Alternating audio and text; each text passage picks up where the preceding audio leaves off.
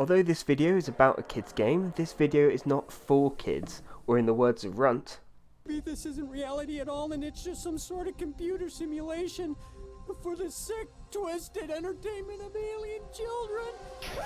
Getting a Mandela effect here because when I look the game up online it has this cover, but this one doesn't have any ships on it at all, so it must be some weird localization thing. Now I need to make sure we have no snitches watching though, as this is marked stating no unauthorised broadcast, public performance and internet transmission, so I will be destroying all evidence just in case though. I don't think I'm alone in saying that I played the hell out of the first 3 levels as a kid. I don't remember anything beyond the dodgeball mission though. This is because me and my tiny brain were happy playing the same minigame over and over again.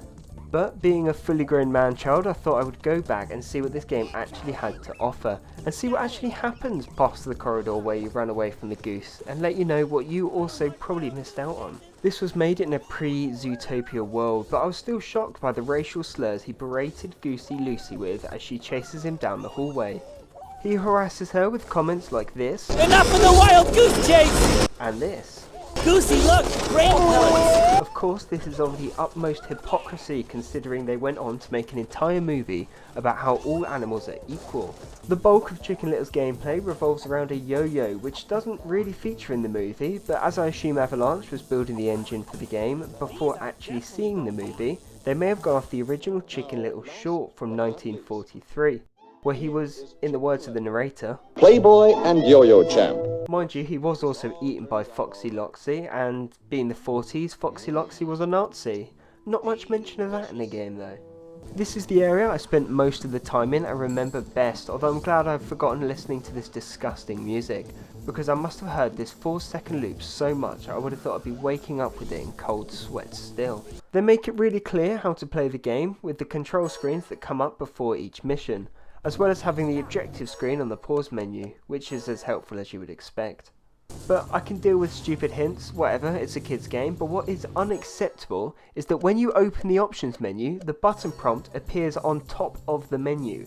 Come on guys, quality control. I expect better from a Chicken Little video game. They've made the language used as simple as possible to allow for as much accessibility as possible, such as this screen that gives you the option to save or no save. The most common enemy type are these crappy chicken toys, which must have been programmed by cyclists, as no matter how hard I try and hit them, they always seem to move out of the way right at the last minute. Luckily I do get the crafty buggers eventually. I searched for real life merchandise to compare with the in-game ones, but couldn't find anything. But what I did find is this very creepy looking toy, so thank God they didn't have these as an enemy. While the chickens would end your speedrun, she looks like she would end your family bloodline. Some of the cutscenes have been taken out of the movie and then abruptly changed to in-game animations. Maybe I was playing the Japanese version, but why did they pixelate his glow stick? It's not a lighting thing as everything else is fine. Like, Avalanche, what are you doing? I didn't want to like this game, but it's actually a really good platformer, which I didn't think it could be at the start, as it reminded me that camera controls were often inverted on the older games. But I did get used to it and almost forgot about it. Although what really threw me was these spaceship missions, which are not inverted as most games are today. It has a good variety of platforming levels set in different locations between spaceship, school, town and a farm, featuring some of the slowest wires I've ever seen, which I assume took heavy inspiration from Virgin Internet. There's a good amount of gameplay mechanics on show here. It has the space missions, which are heavily inspired by Star Wars. There's even a level where you destroy a ship the same way by blowing up its core. These space missions are either top down or on rails. There's driving missions, which have your typical delivery man objectives that do drag on a bit, but it's not too bad. But there's also a time trial in the same map that actually took a while to finish, but since I'm no stranger to Colin McRae Rally 3, I got there eventually. Sorry, just have to keep nostalgia going by name dropping things. There are missions where you play as the aliens, which were interesting, but I did feel like a Modern Warfare 2 nuke was about to fall on me whenever I picked up a red box. There's a few temple run kind of missions, as well as surfing down a tube, which were pretty tubular. Please subscribe. And of course it wouldn't be a Chicken Little game if you didn't play as everyone's favourite character, Turkey Lurkey, where he lives out his wartime fever dream firing into the skies at ships.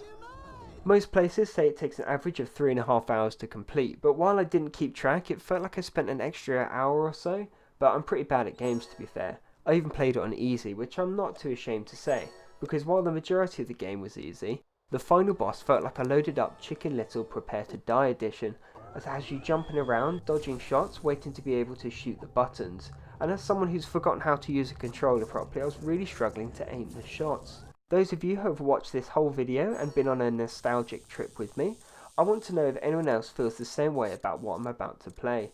It's one of those weird things that for some reason spark off some nostalgia in my brain. I now know that it's the sound of me trying to use an ability that I never unlocked as a kid, but it feels so weird listening to it now.